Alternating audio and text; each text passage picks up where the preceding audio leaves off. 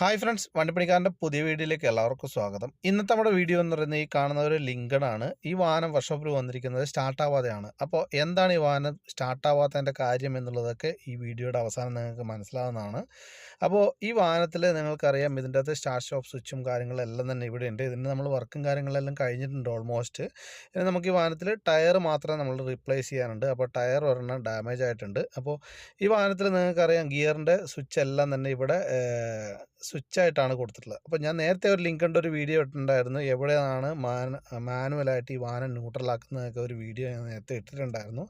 അപ്പോൾ ഇത് അങ്ങനെയുള്ളൊരു ഓപ്ഷനേ അല്ല ഈ വാഹനത്തിൽ കൊടുത്തിട്ടുള്ളത്. ഈ വാഹനത്തിൻ്റെ അകത്തുനിന്ന് തന്നെ നിങ്ങൾക്ക് മാനുവലായിട്ട് ന്യൂട്രലാക്കേണ്ട ഒരു ഓപ്ഷൻ കൊടുത്തിട്ടുണ്ട്.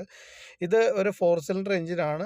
അത്യാവശ്യം നല്ലൊരു പവർഫുൾ ആയിട്ടുള്ള എഞ്ചിൻ തന്നെ നമുക്ക് വേണം പറയാവുന്ന ഒരു എഞ്ചിൻ തന്നെയാണ് ഈ വാഹനത്തിലും വന്നിരിക്കുന്നത്.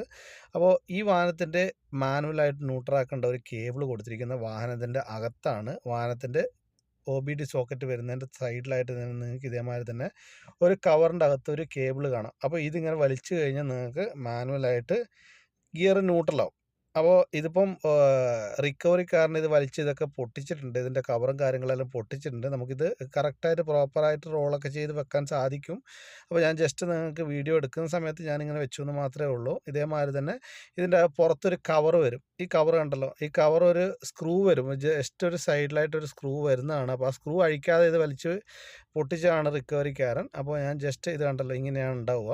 അപ്പോൾ ഈ സൈഡിലായിട്ട് ഈ ഒരു കോർണറിൽ ഒരു സ്റ്റാറിൻ്റെ ഒരു സ്ക്രൂ ഉണ്ട്. ആ സ്ക്രൂ അഴിച്ച് കഴിഞ്ഞാൽ നിങ്ങൾക്ക് ഇത് സിമ്പിളായിട്ട് തന്നെ നിങ്ങൾക്ക് ഇത് ഊരിയെടുക്കാൻ സാധിക്കുന്നതാണ്.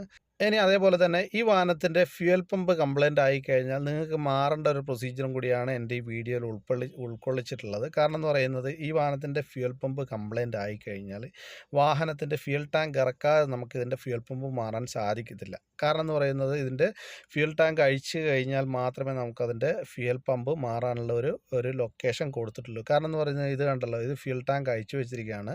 ഇതിൻ്റെ മുകളിൽ നിങ്ങൾക്ക് ഇതിൻ്റെ ക്യാപ്പ് ഊരേണ്ട പ്രൊസീജിയറിനോ കാര്യങ്ങളോ ഒന്നും തന്നെ കൊടുത്തിട്ടില്ല. ഇതിൻ്റെ പ്രൊപ്പല്ലർ ഷാഫ്റ്റും എക്സോസ്റ്റും കാര്യങ്ങളെല്ലാം തന്നെ അഴിച്ചാൽ മാത്രമേ നിങ്ങൾക്ക് ഇതേമാതിരി തന്നെ ഫ്യൂൽ ടാങ്ക് പുറത്തെടുത്ത് ഇതിൻ്റെ ഫ്യൂൽ പമ്പൊക്കെ മാറാൻ സാധിക്കത്തുള്ളൂ. അപ്പോൾ ആക്ച്വലി നമ്മളിതിൻ്റെ ഫ്യൂൽ പമ്പ് മാറുന്നതിന് വേണ്ടിയിട്ടല്ല നമ്മളിതിൻ്റെ ടാങ്ക് അഴിച്ചിരിക്കുന്നത്. കാരണം ഇതിൻ്റെ അടിയിൽ വണ്ടി ഇടിച്ചതിന് ശേഷം ഇതിൻ്റെ ടാങ്ക് ഹോളായിട്ടുണ്ട്. അപ്പോൾ ഹോളായിട്ട് ഫ്യൂൽ കംപ്ലീറ്റ് പുറത്തു പോയിരിക്കുകയാണ്. അപ്പോൾ അതുകൊണ്ട് മാത്രമാണ് നമ്മൾ ടാങ്ക് റീപ്ലേസ് ചെയ്യുന്നതിന് വേണ്ടിയിട്ട് മാത്രമാണ് നമ്മളിതിൻ്റെ ഫ്യൂൽ ടാങ്ക് അഴിച്ചിട്ടുള്ളത്. അതേമാതിരി തന്നെ ഇതിൻ്റെ ടയർ നമ്മൾ ഒരെണ്ണം റീപ്ലേസ് ചെയ്തിട്ടുണ്ടായിരുന്നു. അപ്പോൾ അതിനുശേഷം വേറെ പ്രശ്നമോ കാര്യങ്ങളോ ഒന്നും തന്നെ ഇല്ല. അപ്പോൾ ഈ വീഡിയോ നിങ്ങൾക്ക് ഇഷ്ടപ്പെട്ടുണ്ടെങ്കിലോ ഉപകാരപ്പെട്ടുണ്ടെങ്കിലോ ചാനൽ സബ്സ്ക്രൈബ് ചെയ്യുക, എന്നെ സപ്പോർട്ട് ചെയ്യുക. Thank you for watching.